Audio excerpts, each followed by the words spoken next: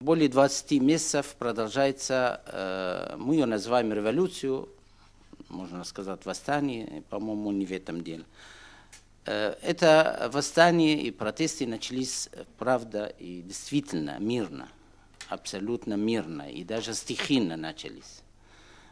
И, к сожалению, с первой недели сирийская власть, и это отражает его менталитет правителей в Сирии, это диктаторский режим, с первой недели стали применять оружие, стрелять в людей, стали погибать люди.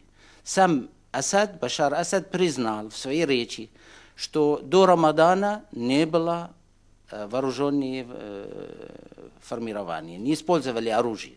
Он сам признал. То есть почти 7 месяцев абсолютно мирные были протесты. Но с другой стороны власти применяли оружие и погибали люди. Много было, то есть с каждым днем росло число погибших. Потом стали образоваться сирийская свободная армия, потому что люди дезертировали, солдаты и офицеры дезертировали из армии, потому что они не хотели стрелять в народ. А кто не стреляет в народ, по приказу высшего руководства, его убивают. Поэтому стали убегать с армии. Стали образоваться группы. Сначала без оружия, потом с оружием. И развивалось. С другой стороны, власти стали очень жестоко и зверски применять оружие. Это не просто оружие, а ввели войска, армии, танки, артиллерии, стали бомбить города, стрелять, разрушать кварталы. То, что происходило в Хомсе, в Дера, и в Растане, и в других городах, а сейчас в Алеппо идут регулярные бомбежки с военных самолетов. МиГ бомбит города. Это настоящая война против народа, который объявил сирийский режим. А что можно делать людям в таких случаях? Конечно, они должны защищаться. И стали расширяться вот эти вооруженные группы, которые под названием Сирийской свободной армии. Конечно, нету Сирийской свободной армии как таковой, как регулярная организованная армия. Название громкое. На самом деле там группы, вооруженные группы в городах, на местах, но они все, у них одна цель – защищать сначала протестующих. Потом в последнее время они стали выполнять некоторые военные операции против сил режима военных, там, против спецслужб, против военных формирований официальной власти. Сейчас, если вкратце сказать, то сейчас сирийская свободная армия контролирует не менее 60-70% территории Сирии. Знаете, что сейчас Башар Асад и его армия, они контролируют определенные места, особенно города. Может, днем он в некоторых городах чувствует себя свободно, а вечером все эти спецслужбы все прячутся или уходят в сторону, потому что там действует сирийская свободная армия. И почти весь север Сирии освобожден. И там уже образовались местные советы управления и контрольные пункты на границе с Турцией и с Ираком фактически в руках повстанцев.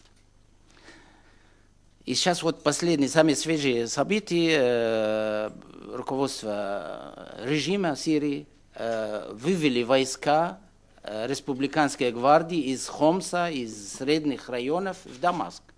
Он уже чувствует, что сжимается кольцо вокруг Дамаска, и сирийская свободная армия готовится, видимо, к большой операции по Дамаску. Оппозиция после 40-50 лет запрета политической деятельности и жизни, нету свобод, элементарных свобод политической жизни нету в Сирии в течение 40 лет. Одна партия, один президент, одно мнение, это как напоминает, может быть, советские времена в некоторой степени. Но у нас, по-моему, худшая, как-то деформированная модель сталинского режима. Оппозиция впервые почувствовала, проснулась фактически. Но оппозиция тоже, они как отдельные личности, деятели за границей. Внутри силы были раздавлены окончательно. За границей в основном, и начали группироваться, и собираться, несколько конференций были, хотели найти общий язык. Люди, вы понимаете, до революции сирийцы боялись друг друга, они не разговаривали друг с другом о политике. Встречается, говорит, будем о всем говорить, кроме политики. И вдруг можно говорить о политике. Начали потихонечку, потом стали открыто, стали люди уже смело. И вот это одна из причин того, что были сложности в оппозиции, прийти сразу с одному органу или к объединению оппозиции. Это были реальные объективные сложности. Это результат 40-50 лет запрета выражать свои мысли, свое мнение, политически особенно. И вот год назад почти был образован Сирийский национальный совет. Это как самая крупная оппозиционная группа, в которой представлены широкие слои оппозиции и народа. Туда входят представители декларации Дамаска, там, где входят и леви, и светские, и умеренные исламисты, и курды. Туда входят, в Совет, я имею в виду, Сирийский национальный, входят братья-мусульман, которые тоже уже в последнее время они заявили о свой политический план, что они тоже хотят строить в Сирии сирийское гражданское общество, демократическое, многополярное. И они тоже поддерживают главный лозунг революции — свержение режима Башара Асада.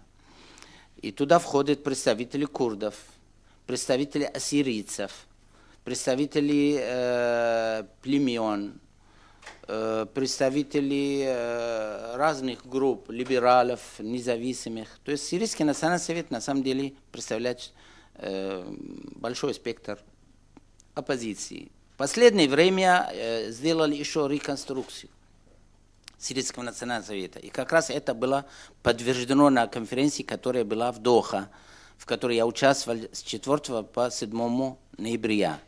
В Доха была конференция Сирийского национального совета. То есть все члены совета, которые где-то насчитывается 425 человек, присутствовало где-то 450 и чуть больше, и они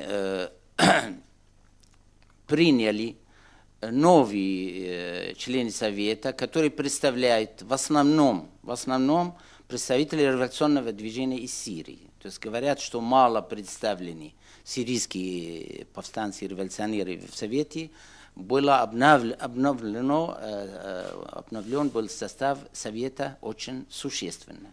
Туда вошли представители около 24 политических групп и представители около 32 революционных комитетов внутри Сирии.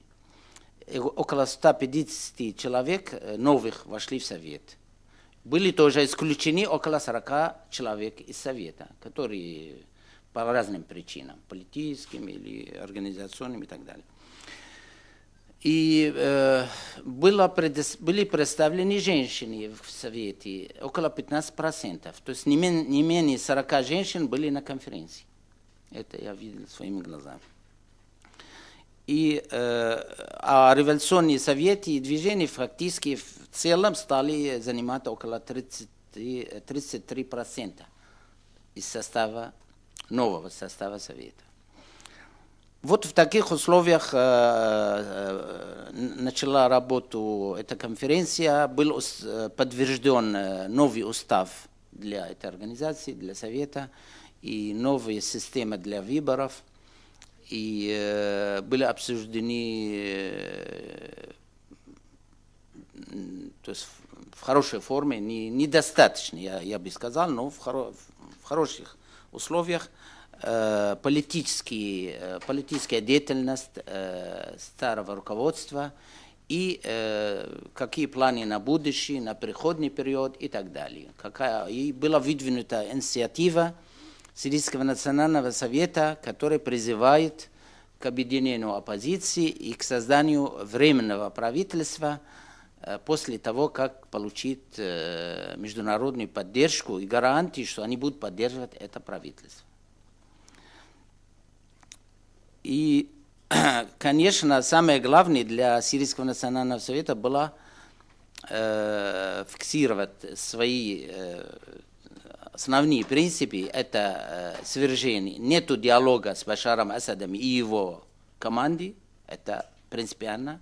Нету диалога с режимом в таком составе. Мы за диалог со всеми сирийскими представителями всех групп, и в том числе и правительства, только с теми, которые не причастны к убийствам или крупной коррупции. Это стали общепринятые такие моменты. Я считаю, что вот это событие конференции Сирийского национального совета, это огромное значение имеет, потому что впервые, потому что это вторая конференция, была первая в Тунисе, но та была первая, и там фактически не было ни выборов нормальных, не было еще все быстро, за 2 дня все провели. А эта конференция уже про 4 дня и могли обсуждать широко организационные и политические моменты. И поэтому для нас это было большое событие, что могли люди говорить свободно и могли избирать демократично. Это, я считаю, это большой плюс. То есть мы впервые можем высказать свое мнение и отдавать свой голос кому хотим, который в Сирии уже 50 лет фактически отсутствует внутри Сирии.